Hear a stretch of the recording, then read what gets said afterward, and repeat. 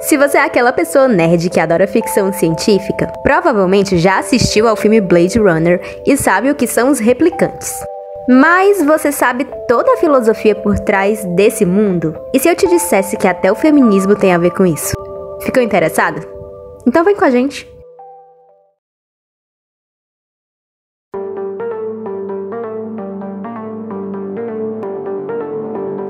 O filme Blade Runner, dirigido por Ridley Scott, baseado no livro do Android's Dream of Electric Sheep, ou em português, Androides Sonham com Ovelhas Elétricas, de Philip K. Dick, se passa num mundo pós-moderno, no qual a tecnologia é algo que se encontra no cerne da humanidade. Com hologramas pelas ruas, relacionamentos íntimos com inteligências artificiais, implantes de memórias e mais vários conceitos que sonhamos ou tememos ver um dia, os seres humanos vivem num mundo intrinsecamente tecnológico e habitado por seres semelhantes a nós, porém diferentes. Não humanos, os replicantes. Apesar do primeiro filme se passar em 2019, com tecnologias bem mais desenvolvidas do que já temos no nosso real ano de 2020, a tecnologia que temos hoje já é parte da vida cotidiana. As formas de relacionamento de nós humanos com ela são cada vez mais íntimas e mais diversificadas. Por meio da tecnologia, cada sujeito possui uma infinidade de formas a mais para se expressar e para se constituir subjetivamente. A questão da identidade no filme é algo importante de ser observado porque é levada a extremos que já começam a surgir nesse início de século XXI do mundo real. Se a identidade no mundo pós-moderno atual já não se limita a sexo biológico, a gênero, a sexualidades definidas, a etnias ou a quaisquer características tradicionalmente relevantes na cultura moderna, que serviam como base referencial, central de desenvolvimento do sujeito, ainda temos hoje a possibilidade de desenvolvimento e expressão de identidade de forma virtual. Dentre as filosofias que acompanham essa íntima relação do ser humano com a tecnologia estão o transhumanismo e o pós-humanismo. O transhumanismo é um movimento que discute o aperfeiçoamento humano por meio da ciência e da tecnologia como objetivo final. Mas quem criou o termo transhumanismo foi o biólogo Julian Huxley, irmão do Aldous Huxley, que é o autor da conhecida distopia, ou utopia para outros, Admirável Mundo Novo. Ele criou esse termo para identificar um estágio em que transcenderíamos o que entendemos por humanidade, por meio do controle da evolução da espécie deliberadamente manipulável. O que surgiu da filosofia transhumana foi a ideia de fusão do ser humano com máquina, enxergando como evolução a nossa transformação em ciborgues, eliminando o envelhecimento e aperfeiçoando as capacidades intelectuais, físicas e psicológicas do ser humano. O transhumano, então, é aquele que está nesse processo de aperfeiçoamento, nesse meio termo entre ser humano e máquina, por meio de possíveis modificações biológicas, inclusive pela genética, e tecnológicas. Já o pós-humano, consequentemente, poderia ser o resultado desse processo do transhumanismo. Seriam as criaturas já modificadas pela ciência biológica e tecnológica ao ponto de não poderem mais ser considerados humanos. Talvez algo como os replicantes de Blade Runner, é que eles são androides biomecânicos superiores aos humanos comuns em força, agilidade e, às vezes, inteligência. Eles não seriam, então, nem máquinas nem humanos, ainda que tenham em grande parte componentes biológicos geneticamente manipulados. Eles são criados, produzidos de maneira programada, pensada, para cumprir determinados objetivos. Mas isso é um teste de empatia?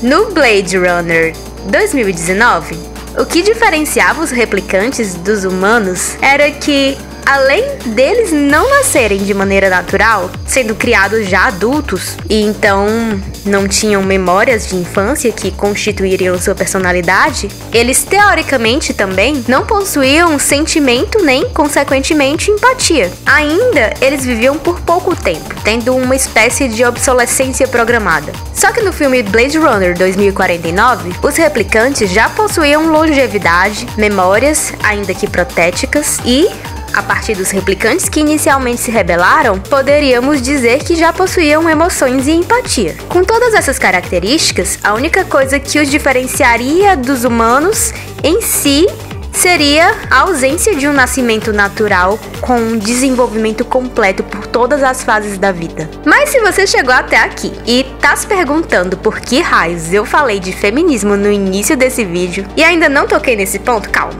É agora que eu vou chegar lá. Como eu disse, os replicantes são seres que talvez pudéssemos considerar como pós-humanos pelo conceito filosófico. Mas isso é algo que demanda ainda mais discussões sobre o pós-humanismo.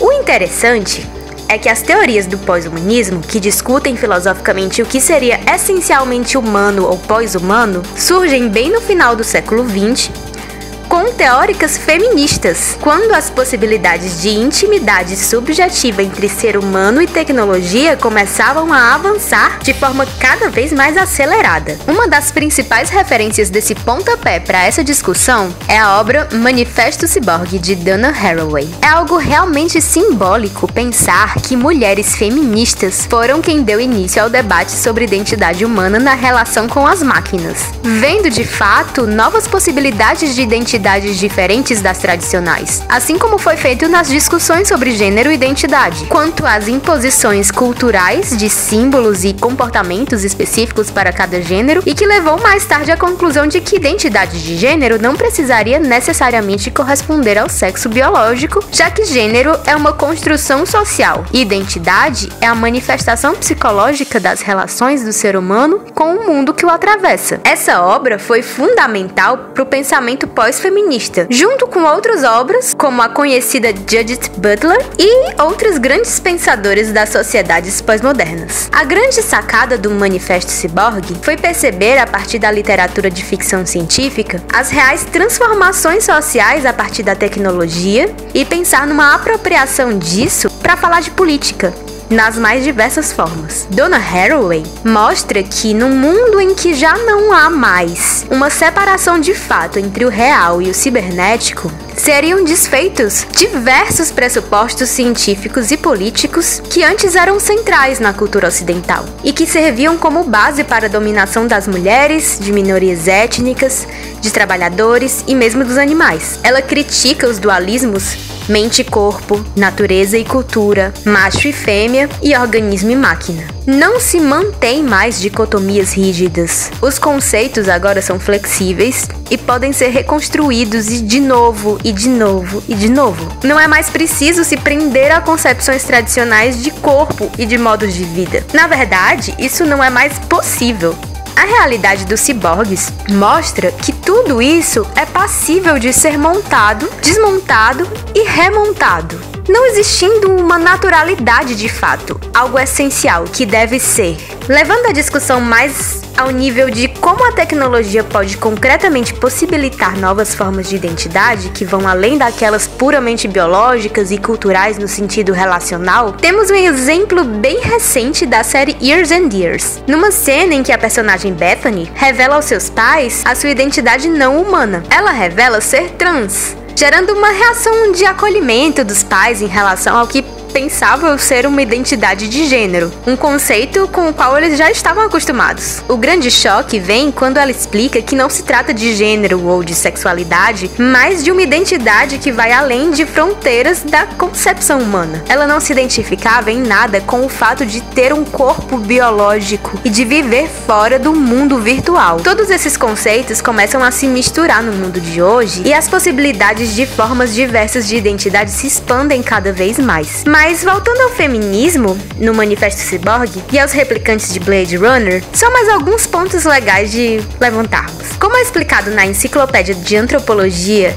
de Fontgelland e Cortez, ao analisar as relações dicotômicas entre natureza e tecnologia e o lugar da mulher no interior desse cenário, a política ciborgue, proposta no Manifesto de Haraway, pretende ampliar o conceito de biopolítica de Michel Foucault. E falando em Foucault, vemos nos replicantes o resultado de algo muito discutido por esse filósofo, o biopoder, que controla a sociedade de forma anatomopolítica, exercendo controle sobre os corpos de forma muito mais subliminar, como podemos ver nos replicantes com suas memórias protéticas e suas funções sociais pré-determinadas no seu, digamos, inconsciente. Mas isso já é papo para outro vídeo.